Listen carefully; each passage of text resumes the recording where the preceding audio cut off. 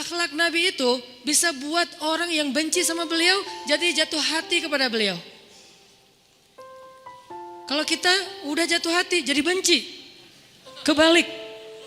Nabi orang yang marah kepada beliau jadi jatuh cinta. Kita hampir jatuh cinta jadi marah.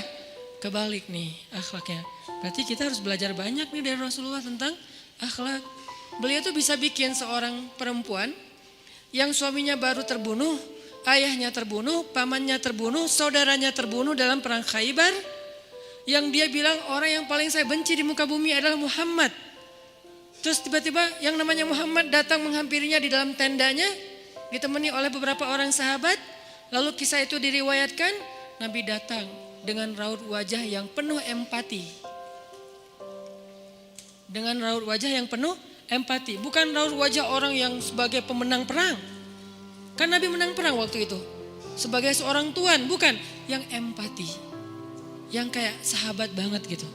Datang Nabi duduk di sebelah Sofia. Sofia diam aja, marah banget. Cuma dia gak bisa ngapa-ngapain karena dia berstatus tawanan perang. Mau gimana coba? Mau dia tusuk?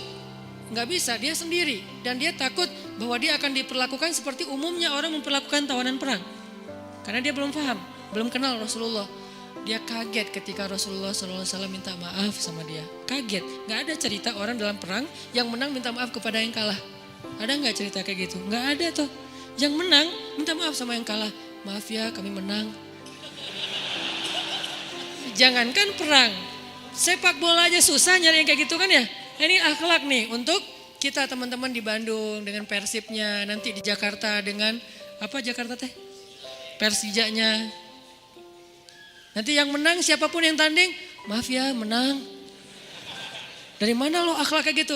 Rasulullah. Karena yang itu lebih serius loh daripada bola. Bola kan cuma permainan, entertain, olahraga kan. Gak seserius perang. Perang itu serius. Kalah itu meninggal artinya terbunuh. Kalau kita kalah paling ya kurangnya apa? Gak dapat skor gitu, gak dapat poin. Kalau itu kalah terbunuh.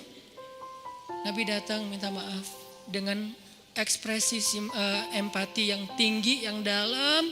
Nabi itu kayak ngerasain banget perasaan Sofia. Minta maaf, menjelaskan.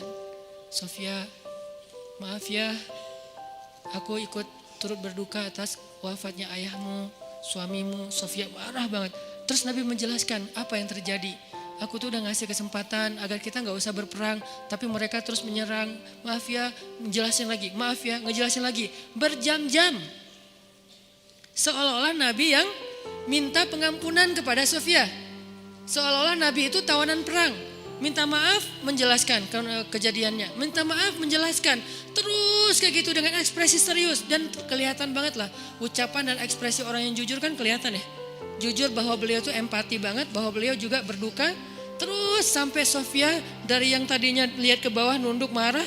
Lama-lama ngelihat ke arah Rasul. Ngelihat ekspresi Rasul serius banget. Malah dia jadi kasihan. Sampai akhirnya dia jatuh cinta kepada Rasulullah SAW. Kata Sofia, ketika Rasulullah SAW datang kepada saya, waktu itu dia adalah orang yang paling saya benci di muka bumi. Tapi dia terus meminta maaf dan menjelaskan. Meminta maaf dan menjelaskan. Sampai akhirnya dia menjadi orang yang paling saya cintai di muka bumi. Akhlak Rasul. Rasulullah gak mengatakan Allah berfirman wahai Sofia. Enggak, belum ke sana. Akhlak dulu, baru nanti ajarin. Tarbiyah namanya kan ya. Sesungguhnya di dalam Al-Quran ada ayat tentang orang-orang yang kafir yang telah mati terbunuh.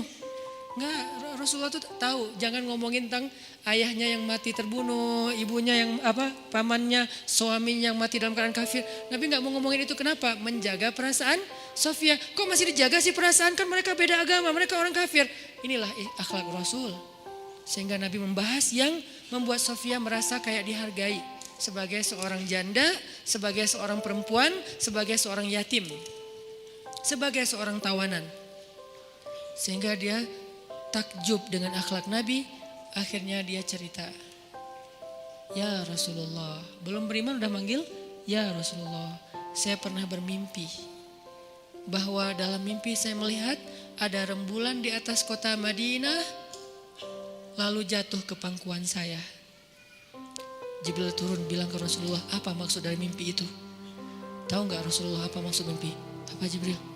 Maksudnya rembulan itu kamu. Maksudnya dia akan jadi istri kamu di dunia dan akhirat. Rasulullah langsung, aduh gimana ya? Rasulullah juga orang yang ra'fah banget tuh. Bil mu'minina ra'ufun rahim tuh Rasulullah. Gak enak, kan dia masih janda baru meninggal suaminya. Masa saya lamar gimana ya? Kata Jibril, ya Rasulullah Allah suruh engkau melamar dia untukmu. Menjadi istrimu di dunia dan di akhirat. Rasulullah dengan gak enak hati mengatakan, Sofia aku ingin melamar kamu. Sofia gimana ya? Itu mah cewek ya. Saya mencoba untuk menghayati kisah ini dari angle cewek elegan ya. Bukan cewek biasa, oh boleh gak apa-apa sih, gue sih enggak.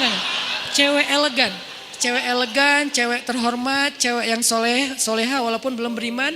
Pasti dia gak akan bilang, Alhamdulillah Masya Allah, A-nya panjang gitu kan ya.